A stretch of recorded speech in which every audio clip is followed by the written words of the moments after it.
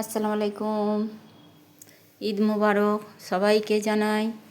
দেখুন আজকে ঈদের দিনে কি রান্না করেছি আপনাদের দেখাই, দেখিয়ে দিই। প্রথমে সালাদটা দেখাই।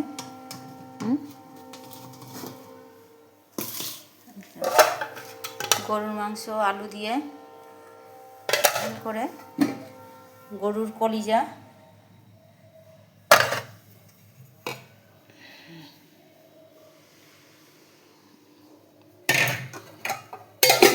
এটাকে আমরা বলি পোলাও সিমুই। আপনারা কি করে বলেন সেটা কমেন্ট করে বলবেন। মুরগির মাংসের চাপ হয়েছে। এটা হচ্ছে মাদার ডেয়ারি দুধের সিমাই। এটা হচ্ছে নারকেল দুধের সিমাই।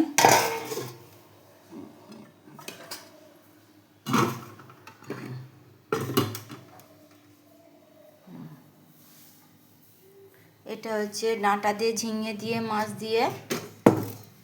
এটা হচ্ছে চালের আটা রুটি। এটা ময়দার রুটি।